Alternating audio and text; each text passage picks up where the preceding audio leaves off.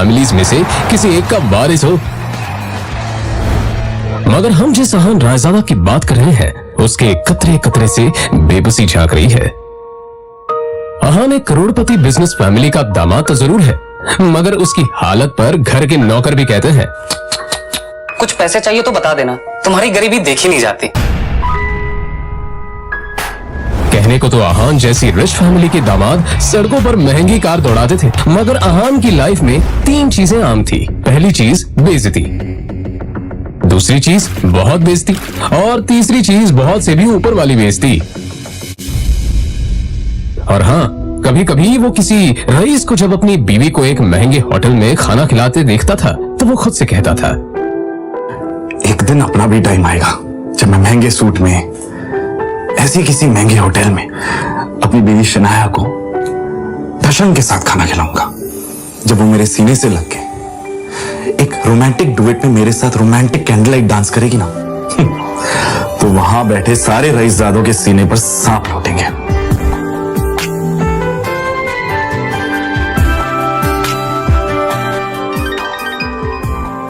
जरूर शनाया ने बोते हुए अहान चौंक कर उठ खड़ा हुआ। मोबाइल स्क्रीन पर देखा तो शगुन का फोन था। अहान के सारे सपने छूमंतर हो गए। शगुन अहान की बीवी शनाया की कजिन थी, जो हमेशा ही अहान को नीचा दिखाने की कोशिश करती थी। मोबाइल की तरफ देखकर अहान ने बुरा सा मुंह बनाया और फिर कुछ सोचकर फोन उठा लिया। मेरे प्यारे जीजा जी, फोन नहीं उठाते आप? वो मैम। अच्छा वो सब छोड़िए, आप एक काम कीजिए, साहू ज्वेलर्स पे मेरा एक नेकलेस पड़ा है, मैंने ओनर को कॉल कर दिया है, वहाँ जाके नेकलेस कलेक्ट करके मेरे घर पे आ जाइए। शगुन, मुझे बैंक जाना है और मैं बैंक जाने का तेवर किसी और को दिखाइएगा जीजा जी। वैसे भी आपको हमारे फैमिली के टुकड़ों पर ही पलना है ना? तो जितना काम कहा जा रहा है उतना कीजिए। और हाँ, नेकलेस के साथ में ओनर आपको 30,000 रुपए भी देगा, वो लेकर मेरे घर पे आ जाइए और 30,000 रुपए में से 1 रुपया भी कम नहीं होना चाहिए, समझे ना? देखो शगुन, आज तक मैंने कभी चोरी नहीं की है। और दूसरी बात यह कि अगर मुझ पर इतना डाउट है तो किसी नौकर को भिजवा के करवा लो। क्या है ना, बहस करने की इजाजत आपको है नहीं, तो जितना काम कहा जा रहा है उतना कीजिए।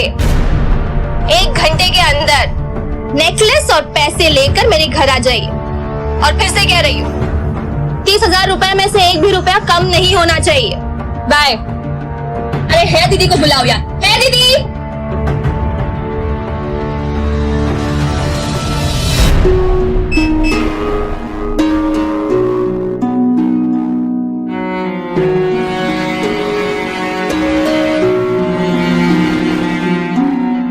जल्द ही अहान फ्रेश होकर बाथरूम से बाहर आया और जल्दबाजी में अपनी अलमारी की तरफ बढ़ा, जिसमें 2 जोड़ी पुराने कपड़े रखे थे। उनमें से जो सबसे साफ कपड़ा था, अहान ने उसे पहनने के लिए चुना।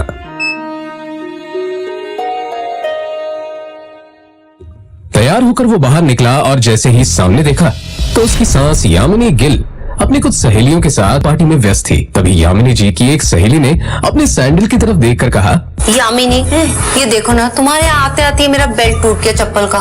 अब मैं घर कैसे जाऊंगी? अरे इसमें टेंशन लेने वाली कौन सी बात है? तुम पार्टी एंजॉय करो, मैं नौकर से कह दूंगी वो ठीक करवा कर लाएगा। ना, मैं नौकरों पे भरोसा नहीं करती। मेरी चप्पल महंगी है, तो एक बार टूट गई चप्पल तो मैं दोबारा पहनती नहीं हूँ। लेकिन क्या करूँ, घर भी तो जाना है ना। अहान उस तरफ से निकला ही था जब यामिनी जी की नजर उस पर पड़ गई। डोंट वरी, नौकर नहीं है, नौकर से थोड़ा ऊपर ही है, वो तुम्हारा काम अच्छे से करेगा। आज सुनो, ये चप्पल लो और इसे ठीक करा कर लाओ। तभी यामिनी जी की सहेली ने कहा, यामिनी, ये सब काम दामाद से अच्छा नहीं लगता। अरे तुम इतना टेंशन क्यों ले रही हो? वैसे भी ऐसे ये सब काम करने में बड़ा मजा आता है। तुम लोग को भी कोई काम हो तो बता देना। दामाद है तो क्या हुआ, चप्पल भी ठीक नहीं करा सकता? कुछ तो करे, वैसे भी कुछ करता धरता तो है नहीं। ये बातें सीधा अहान के दिल पर आकर लगी, मगर अब उसे ये सब हमेशा ही सुनने की आदत हो गई थी। उसे याद था कि आज उसका बर्थडे है, मगर ये सिर्फ उसे ही याद था, बाकी किसी को भी इससे कोई मतलब नहीं था। शगुन का काम करना चाह रहा। बहस मत करो, जो काम दिया है वो करके आओ। दामाद है तो दामाद की तरह रहो, भिखारी कहेगा। पता नहीं शनाया की जिंदगी में ऐसा क्या लिखा था कि तुम जैसे पति मिला है उससे। और अब यामिनी जी की सहेली ने अहान को उसकी टूटी हुई सैंडल की स्ट्रैप दिखाकर कहा, ये वाली चप्पल ठीक करना है, महंगी दुकान में ठीक करवाना। समझ में आया? कहते हुए उसने अहान का हाथ उठाकर सैंडल उसके हाथ में पकड़ा दिया। ना चाहते हुए भी अहान को यह काम करना ही पड़ रहा था।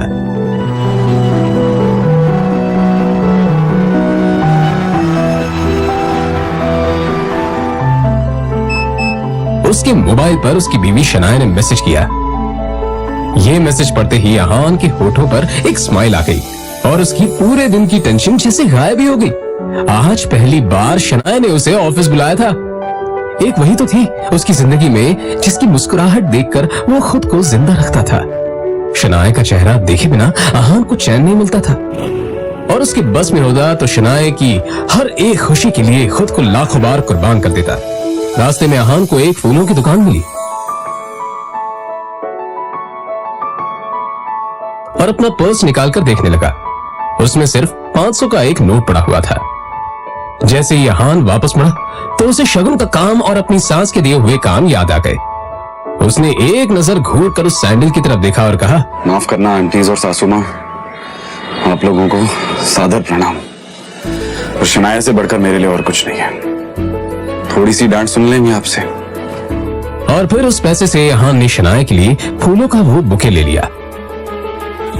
आज वो पहली बार गिल कंस्ट्रक्शन के ऑफिस जा रहा था, जो कंपनी गिल खानदान की थी। ये सोचकर आज वो फूला नहीं समा रहा था कि वहां उसका अच्छे से स्वागत होगा कि तभी सामने से आने वाले एक आदमी से अहान टकरा गया। उसका नाम देव मल्होत्रा था। यू इडियट, दिखाई नहीं देता तुम्हें? पता नहीं कहां से मुंह उठाकर चले आते हैं। इस ऑफिस में तुम्हारी खड़े होने की भी औकात नहीं और ऐसे टहल रहे हैं जैसे तुम्हारी खाले जी का घर है। कौन हो तुम? शायद देव मल्होत्रा ने भी उसके बदरंग कपड़ों से उसे नौकर या ऑफिस बॉय ही समझ लिया था। मल्होत्रा ने एक नजर नीचे पड़े बुके की तरफ देखा और फिर उसे अपने पैरों तले कुचल के बाहर निकल गया। अहान ने अपना सर झुकाए बस उस बुके की तरफ देखा। उधर शनाया अंदर से ये नजारा देख रही थी। तभी अहान की नजर शनाया पर पड़ी तो एक पल के लिए वो अपनी बेइज्जती भूल गया और वो शनाया के केबिन में दाखिल हो गया। वो शनाया की तरफ बढ़ा। अब जाने भी तो शनाया, जो हुआ मेरे साथ वो हुआ और तुम इतना टेंशन क्यों ले रही हो? जो बात गई वो बात गई। तभी शनाया चीखते हुए बोली, दूर हटिए आप मुझसे, दूर हटिए। आप चले क्यों नहीं जाते मेरी जिंदगी से? नर्क बना रखी है मेरी जिंदगी। अहान को एकदम से झटका सा लगा। वो खुले मुंह से शनाया की तरफ देखता रह गया। तभी शनाया आगे बोली, पता नहीं कौन से बापू की सजा मिल रही है मुझे। आप चाहते क्या? पापा ने हम दोनों की शादी जबरदस्ती करवाई थी, वरना आप तो कभी मेरे लायक थे ही नहीं। और आज भी आपको पति कहते हुए मुझे शर्म आती। अरे आज तो ड्राइवर नहीं था इसलिए आपको बुला लिया, पर मुझे क्या पता था कि मेरा पति इस काम के भी लायक नहीं है। यहां आकर आपने मेरे सबसे पुराने क्लाइंट मिस्टर मल्होत्रा को नाराज कर दिया है। अब कैसे होगा काम मेरा?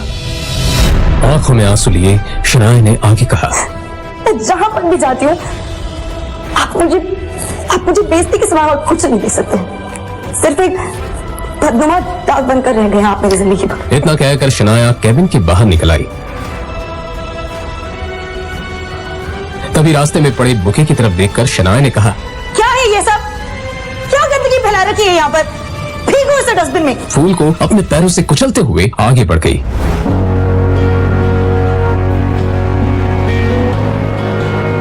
मल्होत्रा अपनी कार में बैठा पहले से शनाया का इंतजार कर रहा था। फिर अहान के सामने ही शनाया अपने क्लाइंट मल्होत्रा की कार में बैठी और बिजनेस के सिलसिले में वहीं से जा चुकी थी।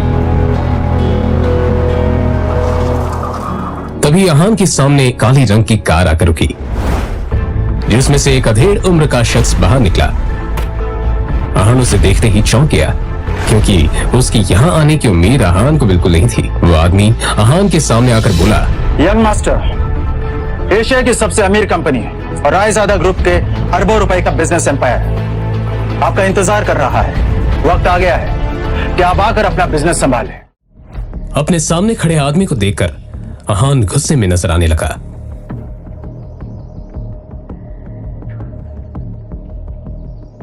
मिस्टर विक्रम, आप यहां पर क्या कर रहे हैं? यंग मास्टर, मैं आपको लेने के लिए आया हूं। देखिए, मैं आपके साथ बहस तो नहीं कर सकता, मैं भी आपके पिताजी का एक नौकर ही हूं, पर हाँ, उन्होंने जो काम बोला है वो तो मुझे करना ही होगा। सीधे पॉइंट पर आइए, पहेलियां बुझाना मुझे पसंद नहीं है। तो मैं आपसे ये कहने के लिए यहाँ आया हूं कि आपके पिताजी आदित्य रायजादा ये चाहते हैं कि आप आकर उनका बिजनेस संभालें। वो इस एशिया का सबसे बड़ा एम्पायर आपको सौंपना चाहते हैं। और आपको लगा कि मैं उनकी बात मान लूंगा? मैं तो उनका बेटा हूं, तो फिर ये सब मुझे क्यों देना चाह रहे हैं? फिर जब मेरी माँ बीमार थी और मैं उनके पास मदद मांगने गया था, वो तो मीटिंग में बिजी थे ना, और उसकी वजह से आज मेरी माँ इस दुनिया में नहीं रही, और इसके लिए मैं उन्हें कभी माफ नहीं करूंगा। तो बेहतर ये होगा कि आप चले जाइए। आहान के इस बात पर विक्रम ने एक लंबी सांस ली और फिर कहा, यंग मास्टर, आप तो जानते हैं आपके पिताजी कितने जिद्दी हैं। वो आपको वापस लाने के लिए किसी भी हद तक जा सकते हैं, किसी भी हद तक। उनके सामने कोई औकात नहीं रखता। वो जब चाहे, जिसे चाहे, जहां चाहे पल में मिट्टी में मिला सकते हैं। लेकिन हाँ, जो आपके साथ हुआ उसे भूल जाए और रायजादा ग्रुप को अपना ले। रायजादा तैयार है आपको वो सब कुछ देने के लिए जिसके आप हकदार हैं। आहान ने जैसे अपना आखिरी फैसला सुनाते हुए कहा, आप यहां से चले जाइए विक्रम, और जाके बता दीजिए कि मुझे उनकी दौलत में कोई इंटरेस्ट नहीं है, और उनकी सारी दौलत भी मेरी मां को वापस नहीं ला सकती। और हाँ, ये बात गलती से भी बाहर नहीं आनी चाहिए कि मैं रायजादा खानदान से हूं और रायजादा ग्रुप का मालिक मिस्टर आदित्य रायजादा का बेटा हूं। चलिए।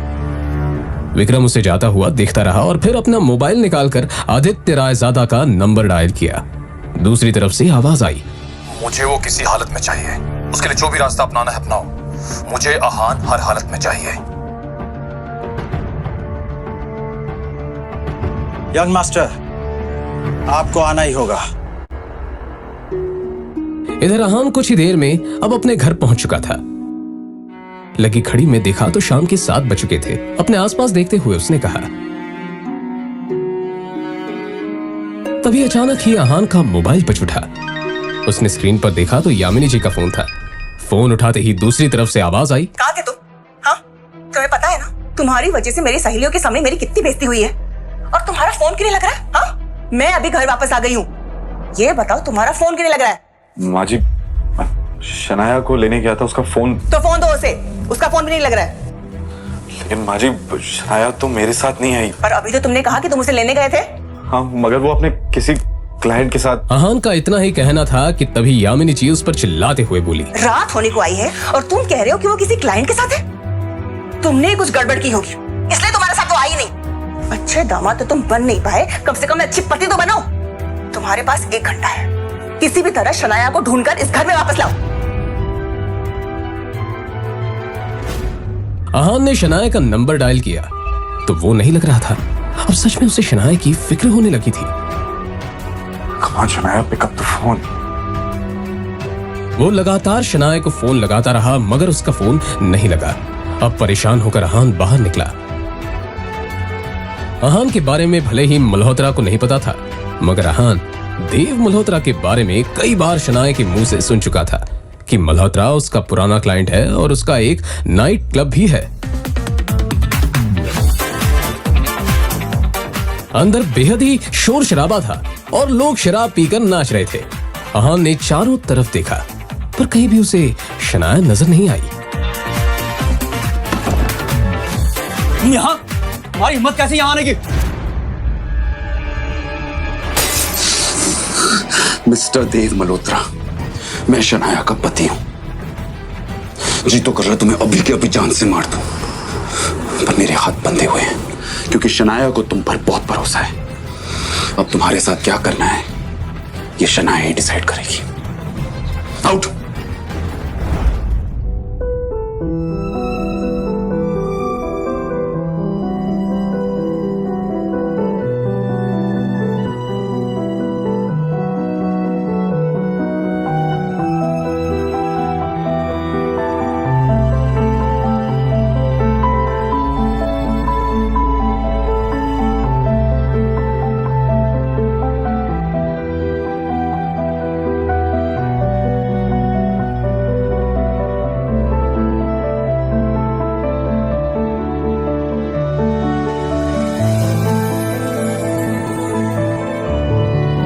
पता है हमारा एक साथ सोना आपको पसंद नहीं है, पर आज रात आपको इसी कमरे में सोना पड़ेगा।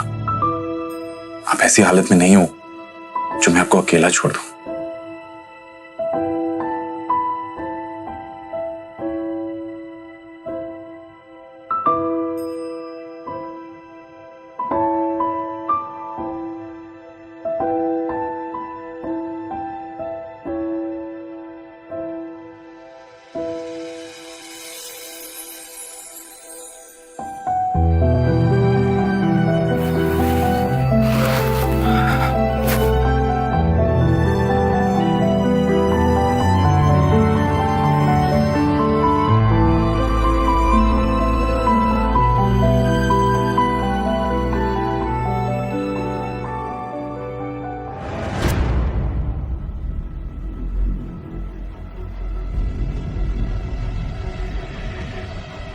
आपकी हिम्मत कैसे हुई मुझे अपने साथ सुलाने की?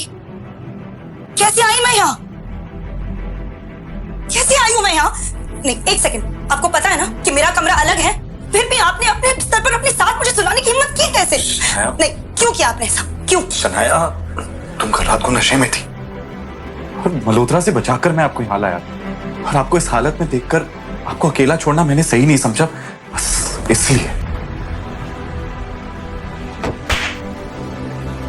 अब शनाया को बीती रात की सारी घटना याद आ गई, जब देव मल्होत्रा ने उसके ड्रिंक में कोई दवा मिला दी थी और फिर उसका फायदा उठाना चाहा था। मुझे याद आ गया कि मेरे साथ कल क्या हुआ था। पर अगर आप ये समझते हो कि आप इस बात का फायदा उठाकर मेरे करीब आ सकते हो तो ये दिमाग से कंप्लीटली निकाल दो। आपके चक्कर में मुझे याद ही नहीं रहा कि मुझे कितना जरूरी काम करना था। इस मल्होत्रा का तो कुछ करना पड़ेगा। मुझे पता ही नहीं था कि ये इतना घटिया इंसान निकलेगा। कहते हुए शनाया ने अपना लैपटॉप खोला और ईमेल चेक करने लगी, तभी उसे सामने जो दिखा उससे शनाया एकदम से शॉक्ड हो गई। वो हैरानी से ईमेल पढ़ते हुए बोली, कैसे हो सकता है? इस ऑफिसर ने मेरे ड्रीम प्रोजेक्ट को अप्रूव करने से मना कर दिया। तभी अचानक ही शनाया का मोबाइल बजने लगा।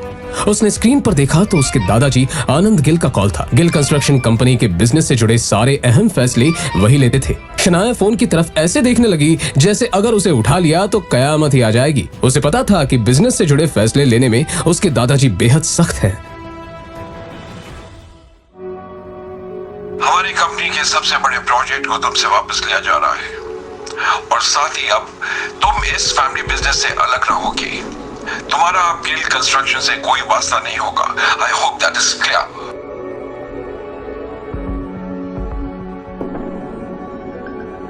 अब ये सब जो कुछ भी है मेरी सरदर्दी है और ये सब मैं खुद ही हैंडल कर लूंगी। इस एक मेल की वजह से मुझसे मेरा ड्रीम प्रोजेक्ट छीना गया। दादाजी ने कहा है कि वो मुझसे प्रोजेक्ट वापस ले रहे हैं और सिर्फ यही नहीं, मुझे कंपनी से भी बाहर किया जा रहा है। मगर ऐसा कैसे हो सकता है? एक प्रोजेक्ट की वजह से कोई भी किसी को कंपनी से कैसे निकाल सकता है? और अगर अप्रूवल नहीं मिला इसमें आपकी क्या गलती है? मैंने कहा ना कि मैं ये सब खुद हैंडल कर लूंगी। मुझे लगता है कि आपको एक बार दादाजी से मिलकर इस मामले में बात करनी चाहिए। इतना बड़ा फैसला फोन पर नहीं कर सकते। शनाया, दुनिया मुझे निकम्मा समझती है और शायद आप भी मुझे ऐसे ही समझते हैं। आप एक बार अपने इस निकम्मे पति को भी मौका देकर देख लो। ओह, तो आप अपने आप को बड़ा तीसमार खान समझते हैं ना? क्या कर लेंगे आप? मेरे साथ चलो और अपने दादाजी से बात करो।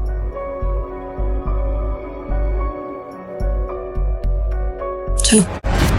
कुछ ही देर में वो दोनों शनाया के दादाजी आनंद गिल के ऑफिस में थे। Shanaya, sit down. देखो शनाया, बिजनेस के मामले में मैं बहुत साफ हूं। मैंने जो फैसला लिया है गुस्से में आकर नहीं और ना ही जज्बात में आकर लिया है। ये नई बिल्डिंग का प्रोजेक्ट गिल कंस्ट्रक्शन का बहुत बड़ा सपना था जो अब तक मुकम्मल नहीं हुआ। वाई? दादाजी, आई फील लाइक क्योंकि तुमसे ये काम नहीं हो पा रहा। मैंने ये प्रोजेक्ट तुम्हारे कजन शौर्य को दे दिया है। आज से वो इस प्रोजेक्ट को हैंडल करेगा। तुम घर पर बैठकर आराम करो। बट दादाजी, ये प्रोजेक्ट मेरा सपना है दादाजी। मुझे नहीं पता क्या कमी रह गई जो हमें अप्रूवल्स नहीं मिले, बट आई प्रॉमिस यू किसी भी हाल में मैं अप्रूवल्स लेके रहूंगी। दादाजी प्लीज शौर्या को ये प्रोजेक्ट देने से पहले मुझे एक आखिरी मौका दीजिए प्लीज दादाजी। ठीक है, मगर ये काम आज ही होना चाहिए। I hope I am clear on that. जी दादाजी, एब्सोल्युटली।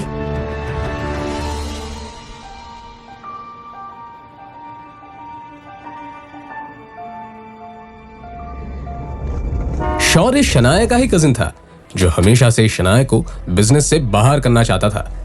उसकी हसरत थी कि एक दिन वो इस बिजनेस एम्पायर को हासिल कर ले, और इसके लिए शनाया को वो हर हाल में पीछे छोड़ना चाहता था। अप्रूवल के लिए आई हो, मगर अफसोस अब कोई फायदा नहीं है, क्योंकि उस ऑफिसर को मैंने ऑलरेडी खरीद लिया।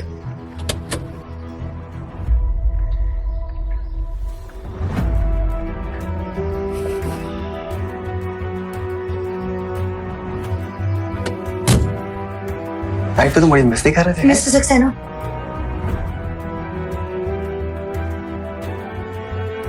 कहिए शनाया जी, कैसे आना होगा? गिल कंस्ट्रक्शन की जो बिल्डिंग है उसके सारे डॉक्यूमेंट्स कंप्लीट हैं और हर जगह पर सारे नियमों का पालन भी किया गया है। बावजूद इसके हमें अप्रूवल नहीं मिला। क्या मैं आपसे पूछ सकती हूँ कि आपने ऐसा क्यों किया? मैंने इन्हें ऐसा करने बोला था। कामिनी, तुम यहाँ? हाँ, मैं यहाँ, मैं यही काम करती हूँ। और ये जिस सक्सेना से तुम बात कर रही हो ना, वो मेरा पति है शनाया।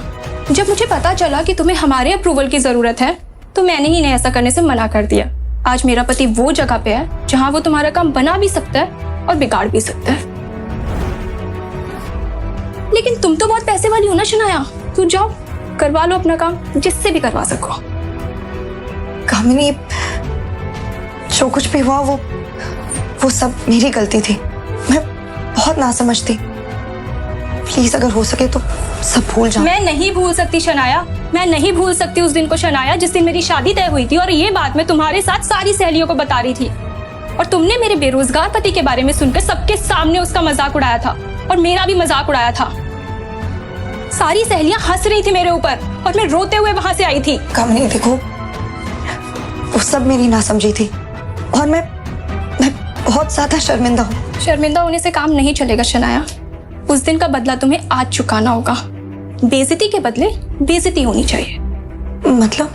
मतलब ये तुम्हारा पति है ना, इसने आज तक कौन से झंडे गाड़ दिए शनाया? अरे इसकी तो मेरे पति के बराबर खड़े रहने की भी औकात नहीं है। और मैंने सुना है कि ये घर जमाई बनकर रहता है। कामिनी, अब तुम गलत बोल रही हो। मैंने अभी कुछ कहा ही कहा है शनाया। ठीक है, अब सुनो, अगर तुम्हें अप्रूवल चाहिए तो तुम्हारे पति को बोलो मेरे पति के सामने हाथ जोड़ के गिड़गिड़ा के अप्रूवल की भीख मांगे। कामिनी, तुम बाहर का रास्ता उधर है शनाया।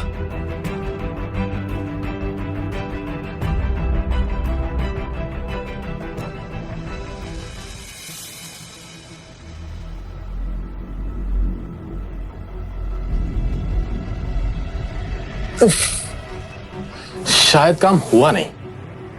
So sad. अब तो तुम्हें ये प्रोजेक्ट मेरे हवाले करना होगा। और तो और आनंद दादू की नजरों में भी अब तुम किसी काम की नहीं रही। अब तो तुम्हें कंपनी भी छोड़नी पड़ेगी। तुम बिल्कुल टेंशन मत लो, मैं हूं ना, मैं सब संभाल लूंगा। तुम बस घर पर आराम करो अपने उस निकम्मे पति के साथ, उसकी बीवी बनकर। और वो तुम्हारा पति कहां रह गया? वापस नहीं आया तुम्हारे साथ? बाहर से शीशे के उस पार क्या हो रहा है ये साफ दिख रहा था। और फिर शनाया ने जो देखा उससे तो शनाया को झटका सा लगा। अंदर अहान सारे स्टाफ के सामने गिड़गिड़ा रहा था, अप्रूवल की भीख मांग रहा था।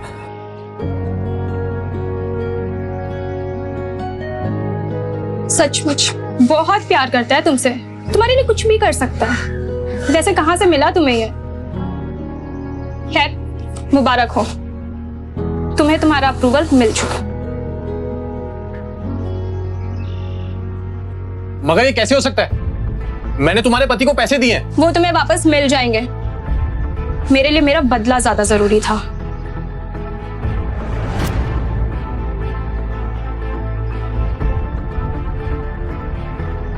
आप क्या समझते हैं खुद को? क्यों किया आपने ऐसा?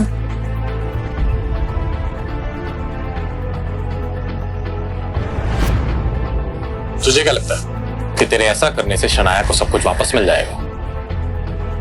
मैं इसे कहीं का नहीं छोड़ूंगा।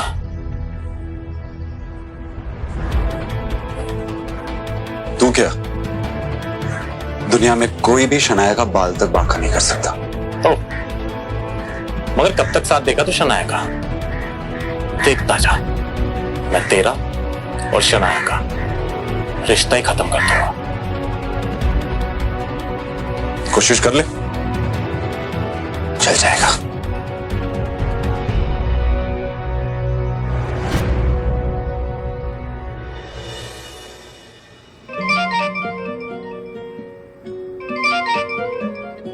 जी दादाजी। तुम्हारी कामयाबी की खुशी में हमने आज पुराने घर पर पार्टी रखी है।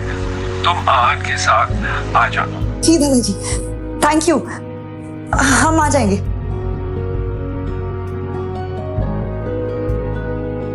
क्या हुआ? वो दादाजी ने पुराने घर में पार्टी रखी है और हम दोनों को बुलाया है।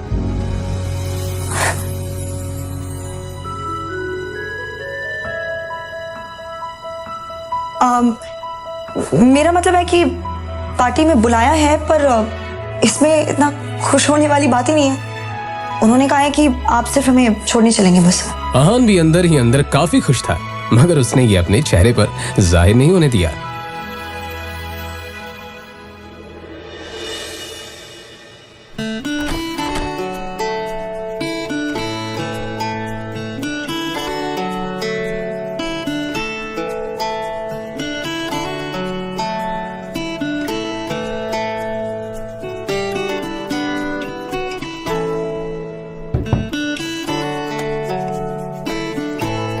इतना हैरान होने की कोई जरूरत नहीं है। अपने लिए कुछ कपड़े मंगवाए थे, पसंद नहीं आए। दुकानदार पैसे वापस ही नहीं कर रहा था, तो मैंने सोचा आपके लिए कुछ मंगवा।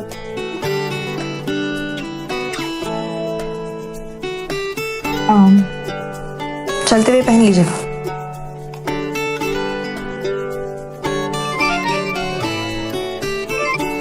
हाँ शगुन बोलो। शनाया, ये शॉपकीपर बोल रहा है कि तुमने आहान के लिए स्पेशल ऑर्डर देके सूट बनवाया है। क्या चल रहा है ये सब? तो मैं आहान के लिए कुछ करूं तो उसमें गलत क्या है? फोन रखो, बाद में बात करते हैं। शाम हो चुकी थी और सभी बड़े लोग पार्टी में आ चुके थे। आहान और शनाया को देखकर शौर्य और शगुन के मन में कुछ और ही चल रहा था। एक काम बोला था मैंने आहान को, वो भी नहीं हुआ इससे। आजकल बहुत सर पर चढ़कर नाच रहा है। इसके लिए मैंने खुद कुछ सोच रखा है, कुछ ऐसा जिससे जितनी ये जोड़ी खूबसूरत दिख रही है ना, उतना लोग इन पर थूके। उसके लिए मुझे तुम्हारा साथ चाहिए होगा। इस पार्टी में कुछ तो ऐसा करना पड़ेगा जिससे आहान और शनाया की बेइज्जती भी हो जाए और गलती भी आहान की हो। शौर्य, ऐसा होगा कैसे? इस गरीब सड़क छाप पे इतना महंगा सूट कुछ जम नहीं रहा है। शनाया, वेलकम बच्चा। Aahan, welcome to the party. Come let's have a drink. आ जाओ। शनाया भी पता नहीं आजकल इसे कुछ ज्यादा ही भाव देने लग गई है। पता नहीं क्या हो गया इसे। सही कहा, आजकल कुछ ज्यादा ही उछल रहा है। अब देखो मैं क्या करता हूं।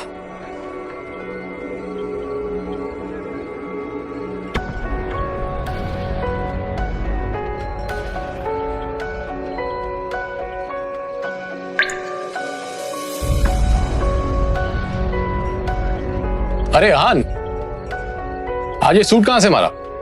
ओ, अब ये निकम्मा पति अपनी पत्नी के टुकड़ों पे पलने भी लगा है, वरना तुम्हारी इतनी औकात कहां कि तुम इतना महंगा सूट पहन सको? अरे जीजा जी, इसकी बातों का बुरा मत मानिए आप। अब आखिर जीजा जी घर जमाई है ना। अब घर जमाई तो अपने ससुराल के टुकड़ों पर ही पलता है ना? और आप अपनी पत्नी के पैसों पे ऐश कर रहे हो तो इसमें गलत क्या है?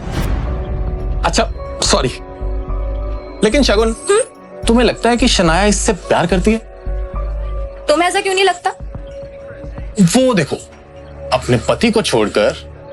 हाँ, वो तो है। गौरव हमेशा से ही शनाया को पसंद करता था, मगर फिर उसकी शादी शगुन के साथ हो गई। बावजूद इसके गौरव अब भी कोई मौका नहीं छोड़ता था, इसलिए अब भी वो उस पर ट्राई करता रहता था। हाँ, ये बात अलग थी कि शनाया गौरव को जरा भी भाव नहीं देती थी। कम से कम आज के दिन तो शनाया को अपने पति को अकेला नहीं छोड़ना चाहिए था। जीजा जी, ओ छोड़िए ना, चलिए हम एंजॉय करते हैं। नहीं मैम, शराबी नहीं। अरे कम ऑन आहान, कभी कभी ऐसी पार्टीज में ये सब चलता है। पी भी लो। अरे लो यार, P low. Yes. That's like a good boy. ओ जीजा जी, हमारे ग्लास से नहीं पियेंगे? इतना भेदभाव? चलिए, come on, finish it. Come on, come on, come on, come on. You have to do this. You have to do this. Come on, come on. Bravo, जीजा जी.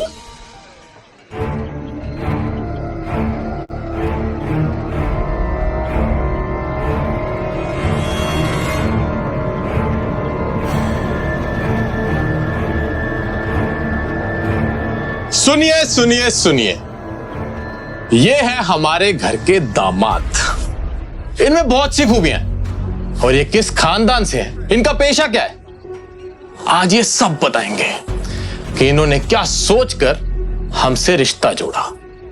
ओह, तो तुम दोनों ने इसीलिए मुझे शराब पिलाई। अब अगर इतनी जिज्ञासा हो ही रही है तो सुनो।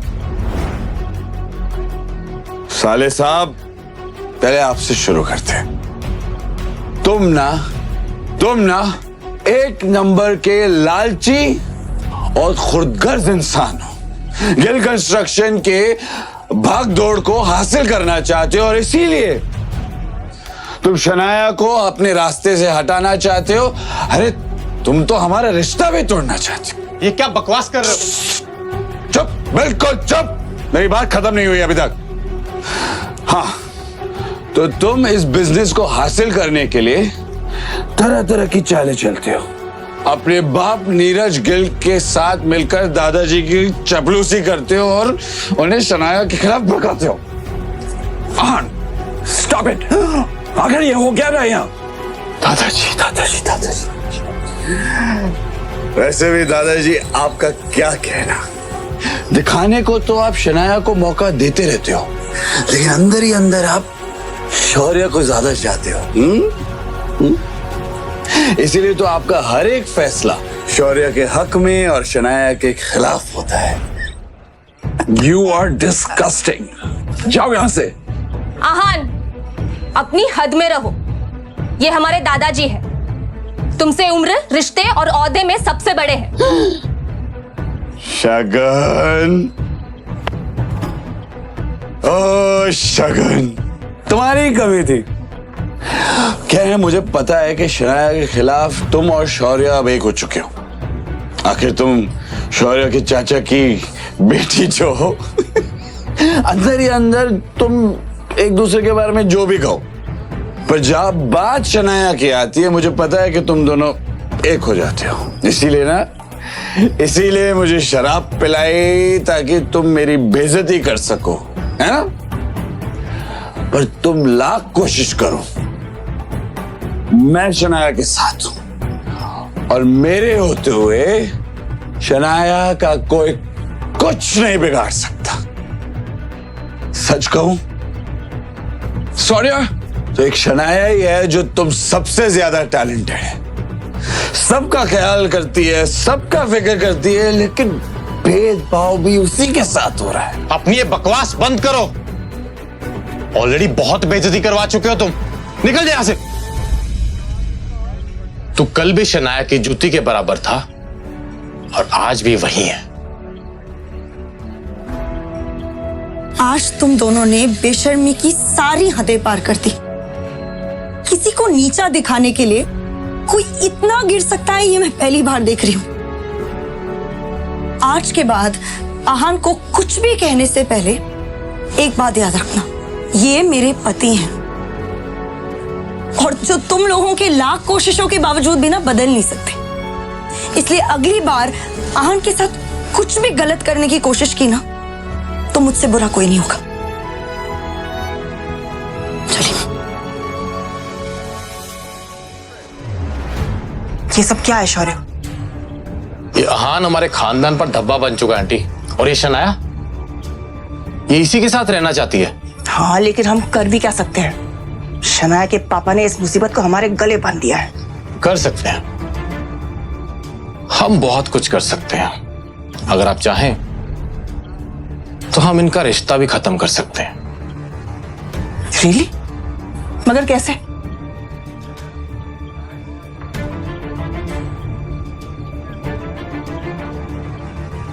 ठीक है, तुम्हें जो करना है तुम करो, लेकिन एक बात याद रखना, शनाया को कुछ नहीं होना चाहिए। आप फिक्र मत करिए, शनाया को कुछ नहीं होगा।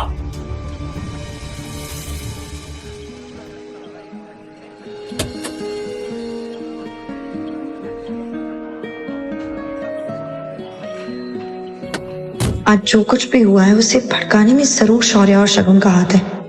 मगर जो भी हो, आखिरकार आहान के दिल में छुपी हुई फीलिंग्स तो सामने आ गई। अब मैं कॉन्फिडेंट हूं कि आहान भी वही महसूस करता है जो मैं करती हूँ।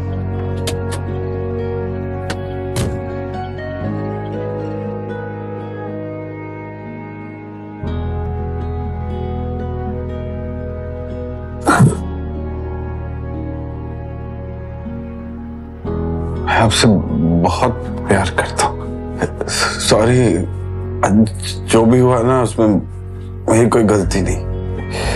सब ना हमें अलग करना चाहते, मगर मैं ऐसा होने नहीं दूंगा।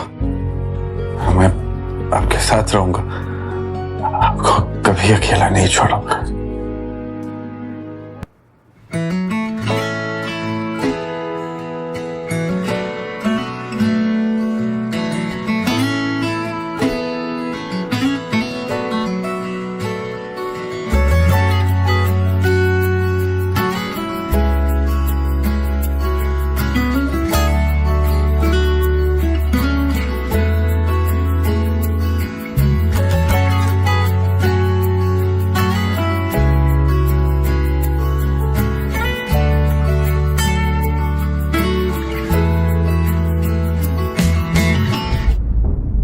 मैं यहाँ कैसे आया?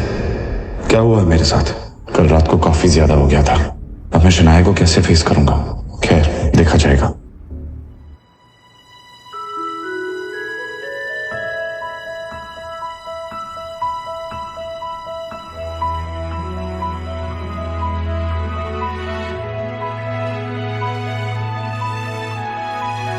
Good morning.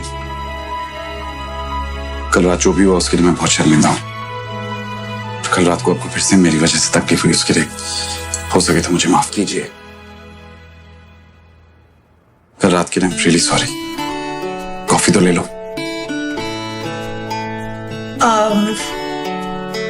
एक्चुअली वो मुझे फ्रेश होने जाना है, बहुत काम है, लौट कर पी लूंगी।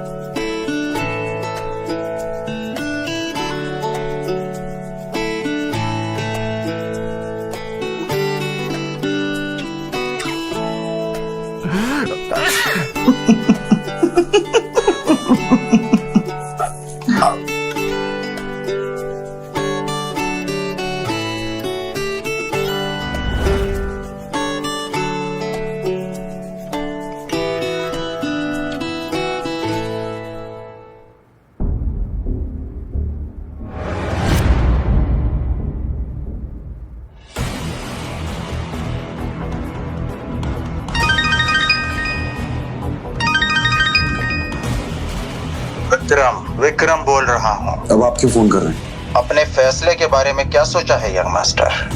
मैंने आपसे कितनी बार कहा है मेरा पीछा छोड़ दीजिए, मुझे बार बार फोन मत कीजिए। मैं नहीं चाहता कि कोई भी जाने कि मैं एक अमीरजादा हूं। ये बात सीक्रेट ही रहनी चाहिए।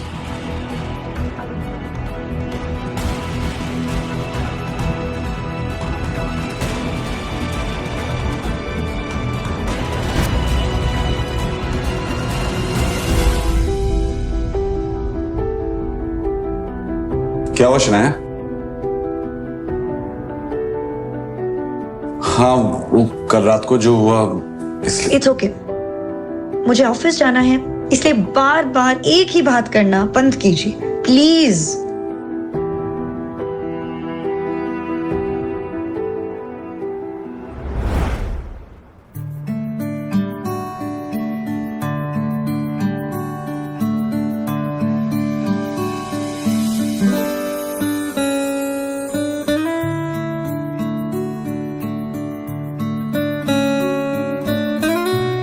शनाया, आप ये शायद ऊपर भूल गई थी, लगा लीजिए वरना आपके सर में दर्द शुरू हो जाएगा।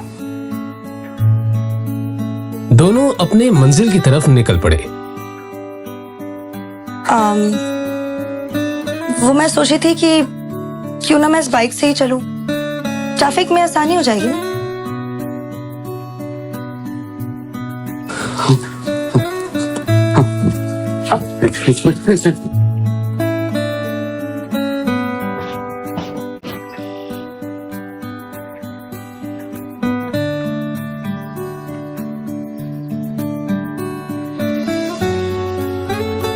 बाइक पर बैठकर शनाया ने आहान के कंधे पर हाथ रखा तो आहान को एक अलग ही एहसास हुआ। शनाया का भी कुछ यही हाल था। आज वो दोनों पहली बार पूरे होश में एक दूसरे के इतने पास थे। आप चलेंगे या किसी और का भी इंतजार है?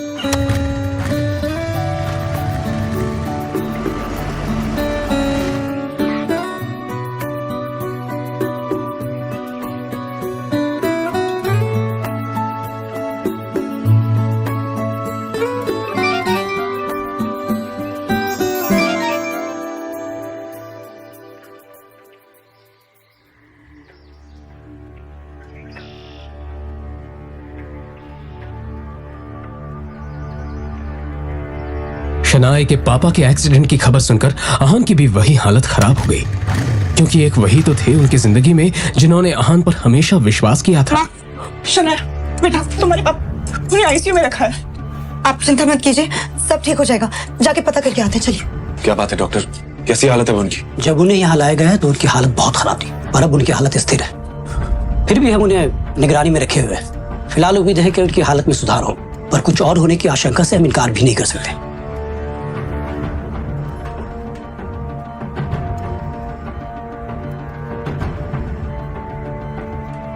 आहान, शनाया और यामिनी जी का पूरा दिन कश्मकश में बीत गया। शाम होने को आई थी और अब भी वो सब हॉस्पिटल में मौजूद थे। शनाया की हालत आहान से देखी नहीं जा रही थी। तभी कुछ सोचते हुए आहान ने शनाया के पास जाकर कहा, अब माँ को लेकर घर निकल जाइए शनाया। अंकल की देखभाल के लिए मैं यहाँ हूँ, जो भी होगा मैं आपको फोन करता रहूंगा।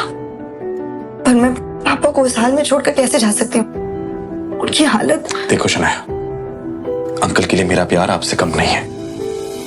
उन्होंने मेरे लिए जो कुछ भी किया है उसका एहसान मैं नहीं चुका सकता। वो मेरे लिए भगवान के समान है। इसलिए मैं कह रहा हूं, आप खुद पर ध्यान दीजिए और माँ को लेकर घर जाइए। मैं यहाँ पे सब कुछ संभाल लूंगा।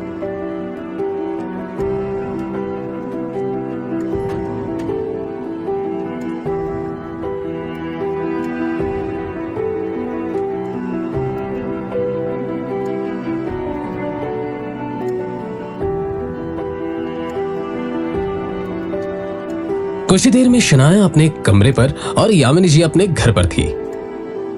उधर आहान अभी हॉस्पिटल में एक जगह बैठा हुआ था जब डॉक्टर ने उसके पास आकर कहा, देखिए मिस्टर शेखर की हालत अचानक ही बहुत ज्यादा बिगड़ती जा रही है। जल्दी उनका ऑपरेशन करना होगा।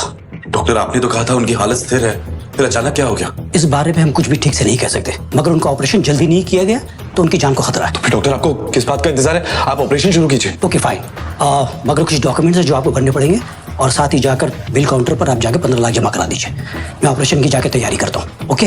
15 लाख की बात सुनते ही अहान टेंशन में नजर आने लगा। उसने शनाया को कॉल करने के लिए फोन निकाला ही था कि तभी उसके सामने विक्रम खड़ा दिखाई दिया, जो अहान की तरफ देखकर मुस्कुरा रहा था। उसे देखते ही अहान के दिमाग में ढेर सारे डाउट्स आ गए और वो विक्रम के पास जाकर बोला, आप यहाँ पे क्या करें? वैसे शनाया पैसे का इंतजाम आसानी से कर लेगी, लेकिन आपने ये सोचा है यंग मास्टर कि ये सब अपने आप कैसे हो गया? यह एक्सीडेंट तुम्हारे पापा के कहने पर ही करवाया गया है। आपकी हिम्मत कैसे हुई ये करवाने की? आदित्य रायजादा की हिम्मत इतनी ज्यादा है कि उनके एक इशारे पर शेयर मार्केट हिल सकता है। ये तो एक मामूली सा एक्सीडेंट है। ये आपने सही नहीं किया और इसकी कीमत आपको चुकानी ही होगी। बस 15 लाख की तो कीमत है और मैं वो पूरी देने के लिए तैयार हूं। रायजादा ग्रुप को अपना लो। वैसे भी इस कंपनी के सामने 15 लाख ऊंट के मुंह में हीरे समान है। ये पैसे तो तुम्हें देने ही होंगे, लेकिन अंकल के एक्सीडेंट का हिसाब मैं बाद में लूंगा, लेकिन तुम्हारी बात कभी नहीं मानूंगा। वैसे भी अगर मैं तुम्हें पैसे ना दूं तो तुम्हारा काम रुकेगा नहीं। शनाया है तुम्हारे पास, क्यों? लेकिन सोचो, अगर शनाया को यह पता चल जाए कि रायजादा खानदान के साथ ताल्लुक होना ही इस एक्सीडेंट की वजह है, तो क्या वो तुम्हें माफ करेगी? हाँ? तुम्हारा ये जो रिश्ता है धीरे धीरे सही हो रहा है, वो पूरी तरह खत्म हो जाएगा। सच में विक्रम ने बड़ी ही शातिर चाल चली थी और अहान को यह अफसोस हो रहा था कि अभी तक वो इस साजिश को समझ क्यों नहीं पाया था। और हाँ, तुमने अगर ना की तो तुम जानते हो अपने पिताजी को, ये सब यहां नहीं रुकने वाला। शनाया भी है ना। आप ऐसा कुछ नहीं करेंगे जिससे शनाया या उसकी फैमिली और मुसीबत में है। मैं आपकी बात मानने को तैयार हूं, लेकिन हाँ, ये बात बाहर नहीं आनी चाहिए कि मैं कौन हूं और ये सब मेरी वजह से हुआ है।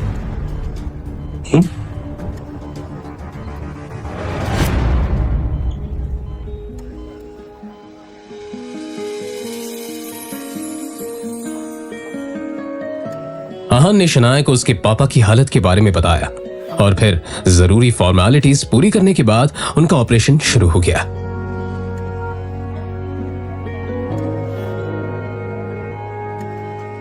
कुछ देर में डॉक्टर ने खबर सुनाई थी कि अब शेखर की हालत ठीक है।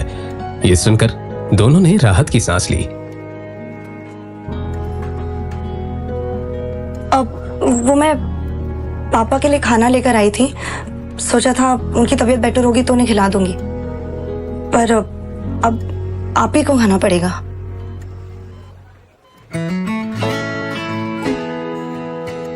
अब भिंडी की सब्जी है। अहान को सच में भूख लगी थी। उसने टिफिन खोला तो अंदर भिंडी की सब्जी रखी हुई थी जो अहान को बहुत पसंद थी। तभी उसे शनाया की बात याद आई कि उसने खाना पापा के लिए बनाया था, मगर उसके पापा शेखर को तो भिंडी से सख्त नफरत थी। मतलब साफ था कि शनाया ने ये खाना अहान के लिए बनाया था। पापा, मैं देखा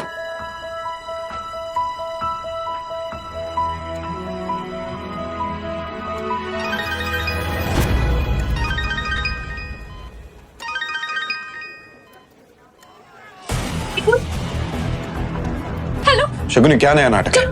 शगुन के रोने की आवाज और गुंडों के हंसने की आवाज अहान के कानों में साफ पड़ रही थी। शनाया, मुझे कुछ जरूरी काम है, मैं बस कुछ ही देर में आता।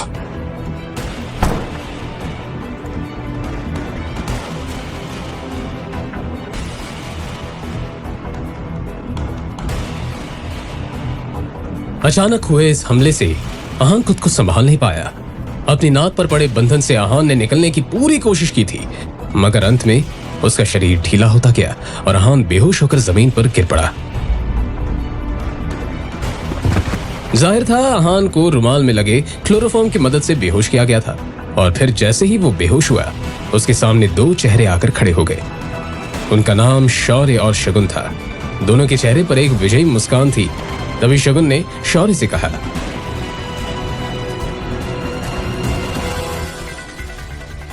इसके बाद क्या हुआ कुछ पता नहीं चला। अगली सुबह जब आहान की आंख खुली तो उसे अपने कमरे में पाया। मैं कैसे आया? रात के बारे में याद आते ही आहान चौंक पड़ा। क्या हुआ है मेरे साथ?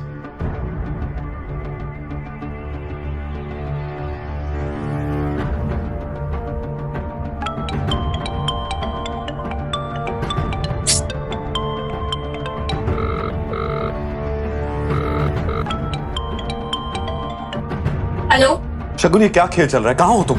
मैं जब मल्होत्रा के यहाँ पहुंचा तब वहां तुम नहीं थी, और फिर मुझे किसी ने बेहोश कर दिया और अब मैं अपने घर में उठाऊं। सच सच बताओ, मेरे साथ क्या हुआ? लगते नशे करने की आदत पड़ गई है क्या आपको जीजा जी? देखिए, मैंने आपको कहीं नहीं बुलाया। मैं तो शहर से बाहर हूँ यार। देखिए जीजा जी, मैं बहुत बिजी हूँ। आपकी फिजूल की बातों के लिए मेरे पास बिल्कुल वक्त नहीं, ठीक है? फोन रखिए। इतना कहकर शगुन ने फोन काट दिया। तभी उसके मोबाइल पर शनाया का मैसेज आया। इस मैसेज को पढ़कर आहान ने एक लंबी सांस ली और फिर उसके मोबाइल पर विक्रम का फोन आया। फोन उठाते ही विक्रम ने कहा, अब आप अपना काम शुरू कर सकते हैं। फिलहाल आपके रहने के लिए रोजवुड स्प्रिंग में एक घर बुक कर दिया। आप जाकर देख सकते हैं, मगर उस कार्तिक कोहली से बचकर रहना। वो बहुत ही चालाक है और अपना काम निकालने में काफी माहिर। रोजवुड स्प्रिंग के बारे में आहान ने बहुत सुन रखा था। एक फ्लैट की कीमत भी वहां 50 करोड़ से कम नहीं थी। उसे याद था कि शनाया को यह जगह बहुत पसंद थी। अरे ओ, रुको रुको, कौन हो तुम और इस तरह से अंदर क्यों जा रहे हो? वो मुझे यहाँ पे घर खरीदना है, बस वही देखने जा रहा हूँ। ए भाई, आजकल तो कोई भी ऐसे ही इधर मुंह उठा के चला आता है, और तुम्हारी तो इधर देखने तक की भी औकात नहीं है और बातें बड़ी बड़ी कर रहे हो। चलो निकलो ऐसे, निकलो। एक तो किसी के कपड़े देखकर उसे जज करना गलत बात होती है, और यहाँ हर गेस्ट के साथ आप ऐसी बात करते हैं क्या? मुझे जाने दीजिए। अरे जाओ जाओ, निकलो। अरे गाड़ी लेके निकलो, चलो। और फिर इस तरह से उनके बीच बात काफी बढ़ गई। आहान उसको थप्पड़ मारने ही वाला था कि तभी पीछे से एक आवाज आई। सर। आहान ने पलटकर उस तरफ देखा तो रोजवुड स्प्रिंग का मालिक कार्तिक कोहली खड़ा हुआ था। कार्तिक कोहली उन गार्ड्स के नजदीक आकर बोला, सर इन्हें माफ कर दीजिए, इनकी तरफ से मैं आपसे सॉरी बोल रहा हूं। शायद तुम गेस्ट से बात करने की तमीज भी भूल चुके हो। तुम्हें पता भी है सामने कौन खड़ा है? सॉरी सर, निकलो, आउट। इतना कहकर कार्तिक कोहली आहान को अंदर ले गया। उसके साथ भी सलीके से पेश आना चाहिए। जी जरूर। वैसे मुझे पता था आप यहाँ आने वाले हैं, बस इन्हें बताना भूल गया। वैसे मैंने आपके लिए लंच का इंतजाम किया, चलिए जरा हमें भी मौका दीजिए। आपका ये रोजवुड स्प्रिंग्स काफी पॉपुलर हो रहा है, पर मुझे लगता है अगर इस पहाड़ी इलाके में इसका एक्सपेंशन हो पाए ना, तो ये जगह देश भर में मशहूर हो जाएगी और बड़े बड़े लोग आकर खरीदारी करना पसंद करेंगे। आप सही कह रहे हैं मिस्टर रायजादा, मगर क्या है कि इसके लिए बहुत सारे पैसों की जरूरत हो, जो फिलहाल तो मेरे पास नहीं है। अगर आप चाहें तो इस प्रोजेक्ट में मैं इन्वेस्ट कर सकता हूं। ये तो मेरे लिए बड़े नसीब की बात होगी। मुझे आपका ये फैसला मंजूर है। और फिर इस तरह से यहाँ एक डील फाइनल हो गई। कार्तिक कोहली बहुत ही खुश था। तो ठीक है, मैं चलता हूं। अरे मिस्टर रायजादा, बाहर धूप बहुत है, आप मेरी गाड़ी लेकर जाइए प्लीज।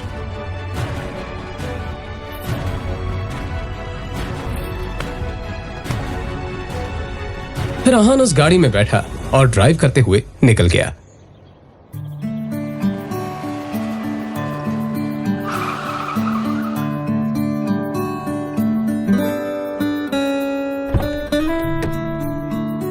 इधर आहान अब शनाया के ऑफिस के बाहर पहुंच चुका था। आज वो इस गाड़ी पर शनाया को ले जाने वाला था। बाहर निकलते ही शनाया हैरानी से आहान को देखकर बोली, ये इतनी महंगी गाड़ी रेंट करने की क्या जरूरत थी? अरे आप टेंशन मत लीजिए, इसे मेरे एक दोस्त ने ऑफर किया। आप चलिए चलते।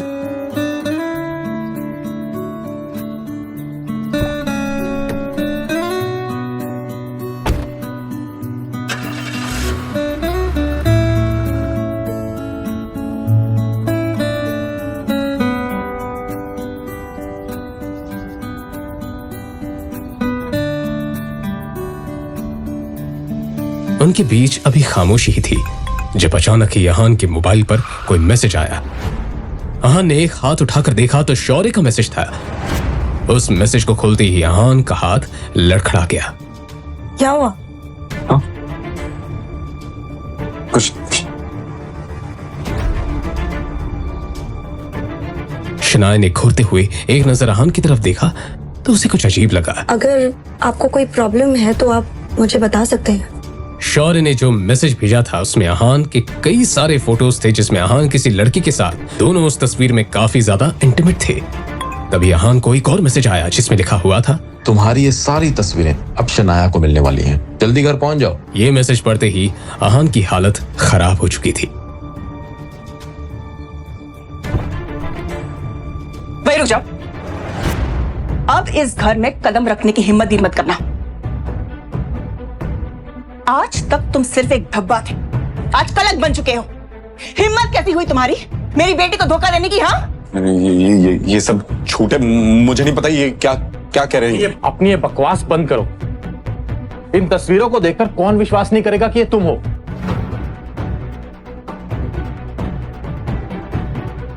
कहते हुए शौर्य ने मोबाइल शनाया के हाथों में दे दिया। शनाया हैरानी से सभी फोटो देखे जा रही थी। उसकी आंखों में आंसू आ चुके थे। एक नजर शनाया ने आहान की तरफ देखा तो आहान ने कहा, ये झूठ है, ये सब है ना हमारे रिश्ते को खत्म करने की कोशिश करे। मुझे नहीं पता कि ये तस्वीरें कहां से आई है, कैसे आई है, सब झूठ कह रहे हैं ये सब। अच्छा, तो सच क्या है तुम ही बताओ ना। पैसे के लालच के लिए तुमने शादी तो कर ली, और हाँ, तुम कौन से रिश्ते की बात कर रहे थे? वो जो अब तक बना ही नहीं। शनाया आंखों में आंसू लिए सभी के चेहरे की तरफ देखे जा रही थी। शनाया, सामने डिवोर्स पेपर्स रखे। चुपचाप साइन करो। इस आदमी के साथ मैं तुम्हें 1 मिनट के लिए भी बर्दाश्त नहीं कर सकती। शनाया भारी कदम से उस टेबल की तरफ बढ़ रही थी जहां पर डिवोर्स पेपर रखा हुआ था। ये देखकर आहान का दिल जोरों से धड़कने लगा।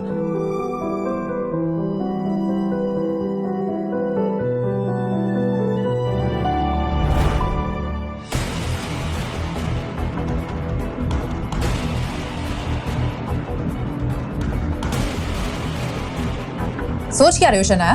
साइन करो पेपर्स को और आजाद हो जाओ इस आदमी के बंधन से। वैसे भी बेइज्जती के अलावा ये दे ही क्या रहा है तुम्हें? शगुन बिल्कुल सही कह रही शनाया। इस पेपर पे साइन करो, मारो इसके मुंह पे। हिम्मत कैसी हुई इसकी तुम्हें धोखा देने की? लेकिन अचानक ही शनाया ने हाथ में पकड़ा हुआ पेन फर्श पर फेंक दिया। ये देखकर शौर्य और शगुन का मुंह खुला का खुला रह गया। तभी यामिनी जी चिल्लाते हुए बोली, शनाया, ये तुम क्या कर रही हो? इस आदमी ने तुम्हें धोखा दिया है बेटा। शनाया, पागल हो गई हो क्या?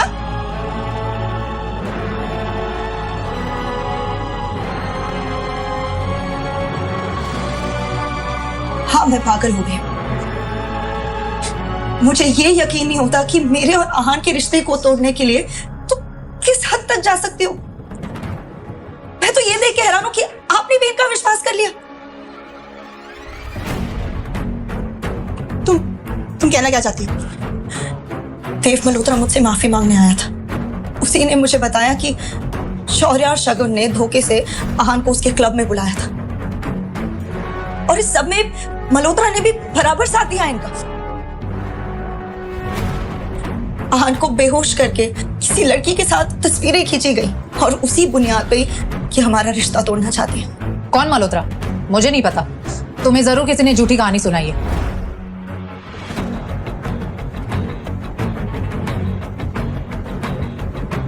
मल्होत्रा मुझसे मिलने सीसीटीवी फुटेज के साथ आया था। उसने मुझे पूरा सबूत दे दिया है। इतना सब होने के बाद भी आहान शांत खड़े क्योंकि वो इस रिश्ते को नहीं खोना चाहते। मगर तुम लोग साजिश रचने के लिए किस हद तक जा सकते हो ये भी आज मैंने देख लिया। शनाया आंखों में आंसू लिए आहान की तरफ देख रही थी। अब जाकर आहान को पता चला कि शनाया की आंखों में मौजूद आंसू उसी के लिए थे। शायद उस दर्द को शनाया महसूस कर रही थी कि आहान के साथ कितना गलत हो रहा था।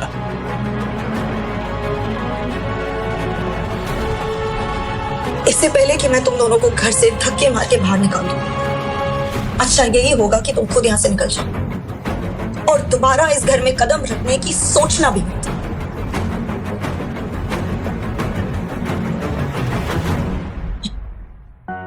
देखो शनाया, शौर्य और शगुन ने ये काम किया है या नहीं मुझे नहीं पता।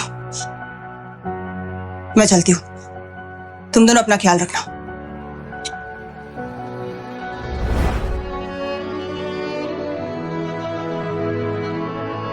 आपको मुझे इस सब के बारे में एक बार तो बताना चाहिए था।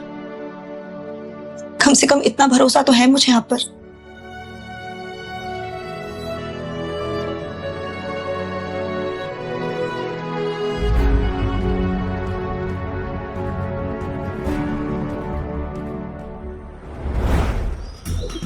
रोजवुड स्प्रिंग्स में किसी बड़ी कंपनी ने इन्वेस्ट किया है। उसकी पॉपुलैरिटी दिन पे दिन बढ़ती जा रही है। एशिया की सबसे बड़ी कंस्ट्रक्शन कंपनीज इसके पीछे हैं। मैं चाहता हूं कि किसी भी तरह हम इस प्रोजेक्ट को हासिल करें, और अगर हासिल नहीं कर पाए तो आप सब अपनी अपनी पोजीशंस को छोड़ने के लिए तैयार हो जाएं। शौर्य यही सोचकर परेशान हो रहा था कि अगर कंपनी ही छोड़नी पड़ी तो वह इस कंपनी को कैसे हासिल कर पाएगा।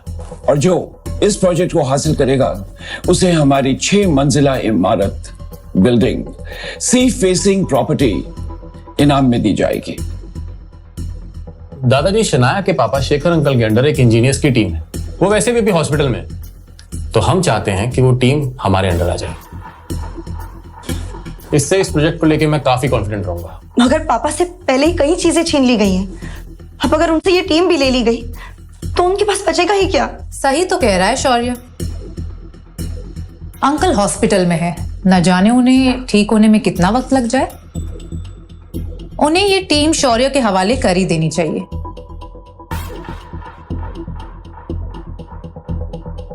क्यों दादाजी? वेल, अगर आप सबकी यही राय है तो ये टीम शौर्य के अंडर रहेगी। वेल, लेडीज एंड जेंटलमैन, ये मीटिंग यहीं खत्म होती है। आप सब लोग जा सकते हैं।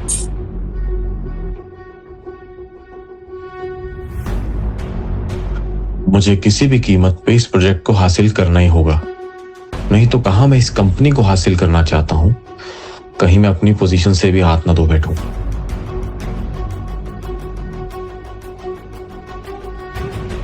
ठीक है, तुम जाओ।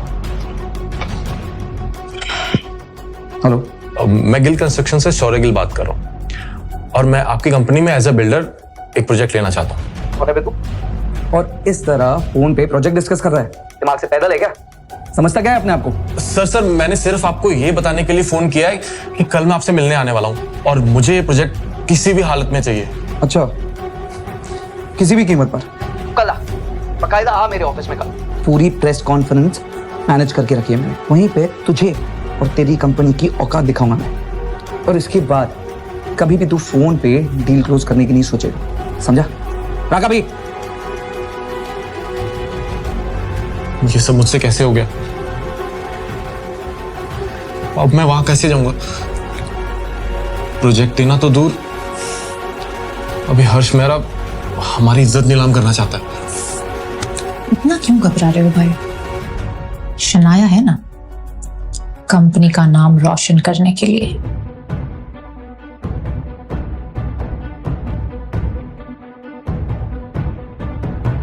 शौर्य, क्या बात है? दादाजी, मैं कह रहा था कि शनाया कितना काम करती है ना, और हमारी कंपनी के बारे में कितना सोचती है। और तो और लास्ट प्रोजेक्ट भी कितनी आसानी से हासिल कर लिया था इसने। पहेलियों में बात मत करो, जो कहना चाहते हो साफ साफ कहो। दादाजी, मैं चाहता हूं कि रोजवुड स्प्रिंग वाले प्रोजेक्ट को शनाया हासिल करे। आखिर इससे हमारी कंपनी को ही फायदा होगा। शौर्य की बात सुनकर आनंद और शनाया सोच में पड़ गए। शनाया ये समझ नहीं पा रही थी कि शौर्य के अंदर अचानक ही उसके लिए इतनी हमदर्दी कैसे आ गई। ठीक है शौर्य, तुम जाओ। अब इस डील को शनाया क्रैक करेगी, राइट?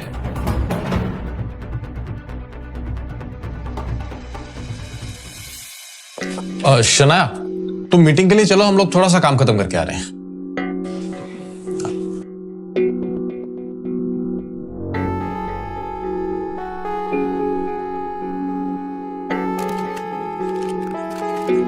जैसे ही शनाया अंदर पहुंची तो उसने देखा कि बड़ी बड़ी कंपनी के लोग वहां बैठे हुए थे, जिनके सामने गिल कंस्ट्रक्शन की कोई औकात नहीं थी।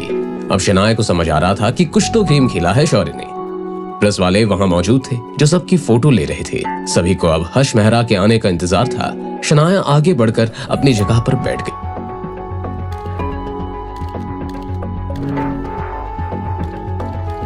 यहाँ पे क्या गिल कंस्ट्रक्शन से कोई आया है? अब जी मैं हूँ शनाया गिल। मैं यहाँ गिल कंस्ट्रक्शन को रिप्रेजेंट करने आई हूँ और इस प्रोजेक्ट को हासिल करना चाहती हूँ। ओके, आप ही से शुरुआत करते हैं। सभी लोग शनाया की तरफ अजीब सी नजरों से देखने लगे। शनाया आगे बढ़ी। सो ये है शनाया गिल, गिल कंस्ट्रक्शन की तरफ से। इन्हीं की कंपनी से मुझे एक कॉल आया था और अब ये चाहती हैं कि मैं इन्हें प्रोजेक्ट दे दूं। हर्ष की बात सुनकर शौर्य और शगुन की आंखों में एक चमक थी। ये सोचकर कि अब शनाया को सबके सामने बेइज्जत होना पड़ेगा। वहीं दूसरी तरफ शनाया भी काफी टेंशन में नजर आने लगी थी। Excuse me guys. हेलो।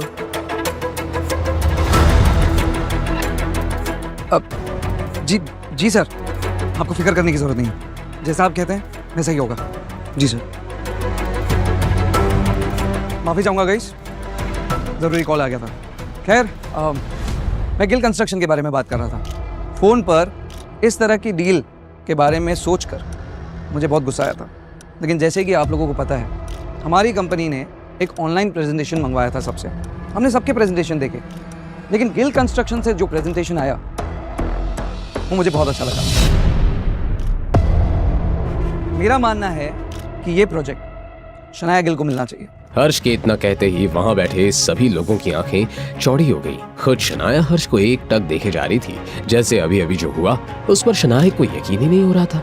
और इसलिए ये प्रोजेक्ट गिल कंस्ट्रक्शन को जाता है। हर्ष के इस तरह अचानक यू टर्न लेने से यहाँ शौर्य और शगुन के आश्चर्य का ठिकाना नहीं रहा, लेकिन साथ ही गुस्से में उनका चेहरा लाल होने लगा। The meeting is over, guys.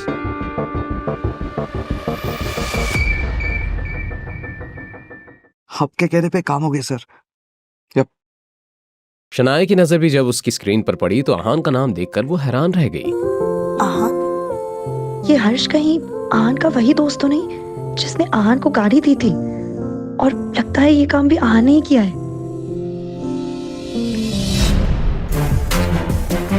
काम हो गया जी। आपके कहने पर हर्ष ने यह प्रोजेक्ट शनाया को दे दिया है। गुड। मेरी तरफ से गिफ्ट भेजकर थैंक्स कहना। सच में तुमने आज कमाल कर दिया। मैं बहुत खुश हूं। बोलो, तुम्हें क्या चाहिए? Tell me. दादाजी, पापा की इंजीनियर्स की टीम लौटा दीजिए। ओके, सारे इंजीनियर्स की टीम तुम्हारी, और साथ ही साथ वो 6 मंजिला इमारत, सी फेसिंग अपार्टमेंट, वो भी तुम्हारा इनाम में। क्या बात है, तुम दोनों के मुंह क्यों उतरे हुए हैं? अरे तुम्हें तो खुश होना चाहिए। जो काम तुम दोनों से तो कुछ हो नहीं पाया, जब शनाया ने जीत हासिल की तुम उस पर कीचड़ उछाल रहे हो। शर्म आनी चाहिए। और रही बात इंजीनियर्स की, तो मैंने सारे इंजीनियर्स की टीम शनाया को दे दी है। जिसे भी कोई प्रॉब्लम हो वो कंपनी छोड़ सकता है। इतना कहकर आनंद गिल वहां से चले गए।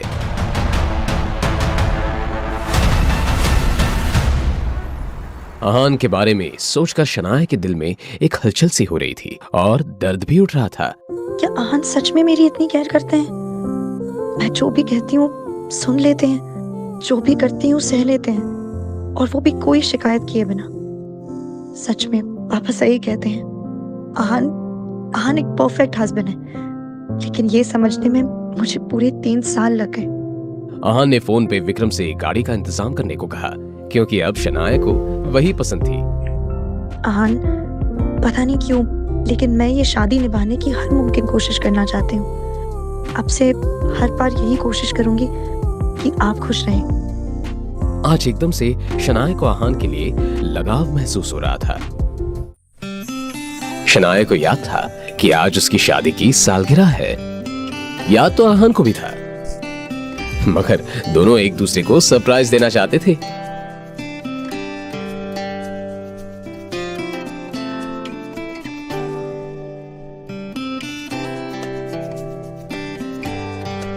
इधर आहान घर में शनाया के लिए उसकी पसंद की चीजें बना रहा था। ऑफिस के काम से मुझे थोड़ा लेट हो जाएगा।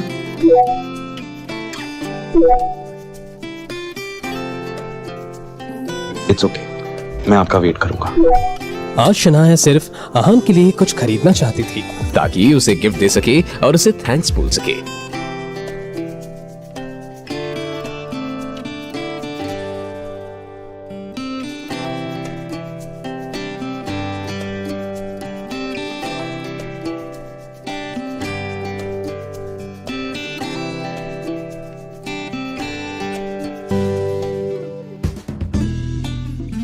शनाया अभी तक नहीं आई थी। आहान ने उसका नंबर लगाया तो वो भी नहीं लग रहा था। आहान को लग रहा था कि शायद शनाया को आज का दिन याद नहीं है, मगर वो जानता था कि पहले भी उन्होंने उस दिन को सेलिब्रेट नहीं किया था, इसलिए इस दिन को भूल जाना कोई बड़ी बात नहीं थी।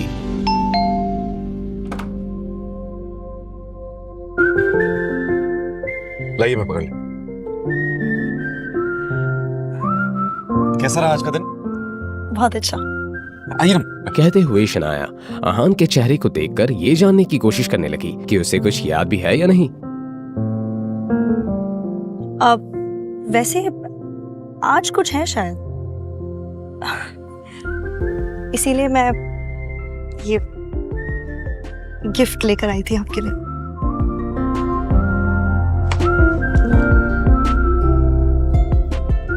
तो आपको याद है आज हमारी मैरिज एनिवर्सरी है?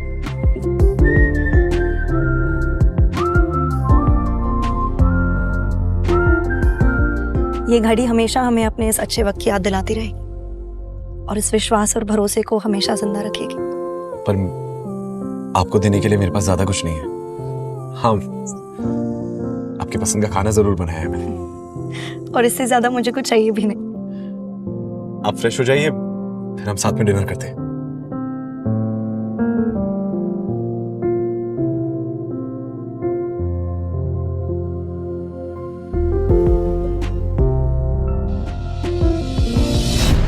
घर के सामने एक लग्जरी कार आकर रुकी।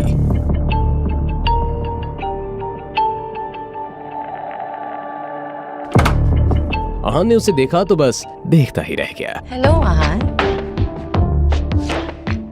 आपने मुझे पहचाना नहीं? नहीं, ऐसा लग रहा है मैंने आपको कहीं देखा है, मगर कुछ याद नहीं आ रहा। कैसी बातें कर रहे हैं आप आहान? हम पहले कितनी बार मिल चुके हैं। मैं निया हूँ। निया। कौन निया?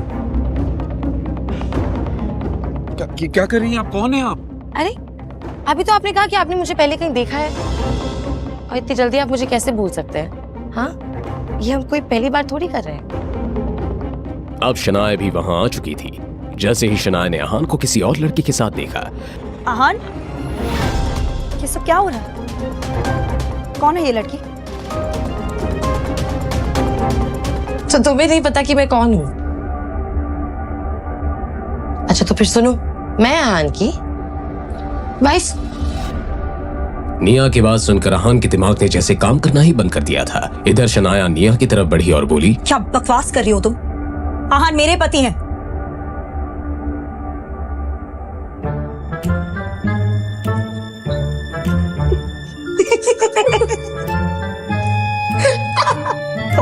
क्या मजाक है शनाया? क्या हो रहा है? सॉरी, ये सिर्फ एक प्रैंक था।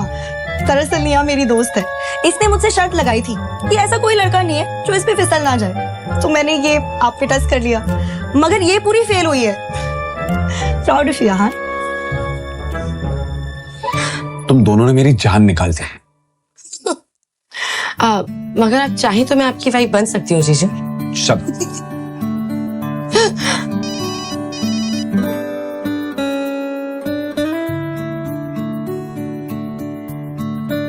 Sorry. Yeah, I'm coming. Okay. I'm sorry Shanaya, मुझे जाना होगा, थोड़ा अर्जेंट काम आ गया है। क्या यहाँ, मैंने यहाँ तुम्हें सेलिब्रेट करने के लिए बुलाया था। आई नो, आई अंडरस्टैंड, पर ये थोड़ा अर्जेंट काम है। पर टाइम मिला तो हम फिर मिलेंगे। हाँ, bye Shanaya. Safe bye. Bye जीजू। पिछले 6 घंटों से शौर्य उसी पोजीशन में था। अब तो उसके पैरों में सेंसेशन भी नहीं हो रहा था। उसने इरिटेट होते हुए अपने आप से ही कहा, पता नहीं ये पापा इतनी देर से अंदर क्या कर रहे हैं। क्या वो दादाजी को जल्दी नहीं मना सकते? सर मैं चलता हूँ। ठीक है। क्या मुझे दादाजी ने माफ कर दिया? हाँ, लेकिन मैं तुमसे अभी भी नाराज हूं। तुम्हें दादाजी की लिमिट को क्रॉस नहीं करना चाहिए था। जब उन्होंने कहा कि वो शनाया को इंजीनियरिंग वापस करना चाहते हैं तो तुम्हें उनके अगेंस्ट नहीं जाना चाहिए था।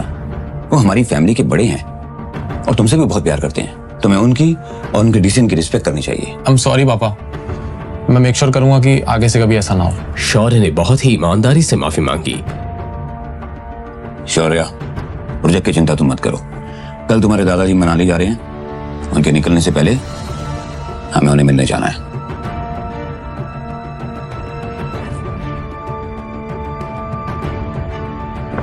शौर्य अपने पापा की कही बात के पीछे का मतलब समझ गया। शनाया को अकेले अपने कमरे में नींद नहीं आ रही थी। वो बार बार आहान के बारे में सोच रही थी।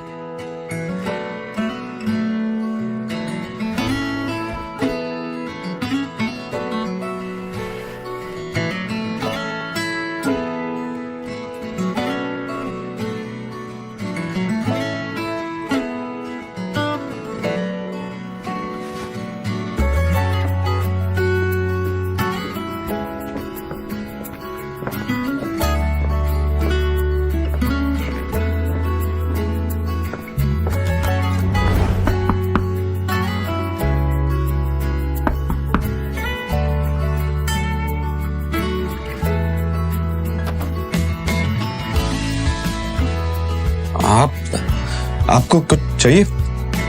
शनाया जवाब देने की बजाय इधर उधर देखने लगी। आहान से नजरें चुराने की नाकाम कोशिश करते हुए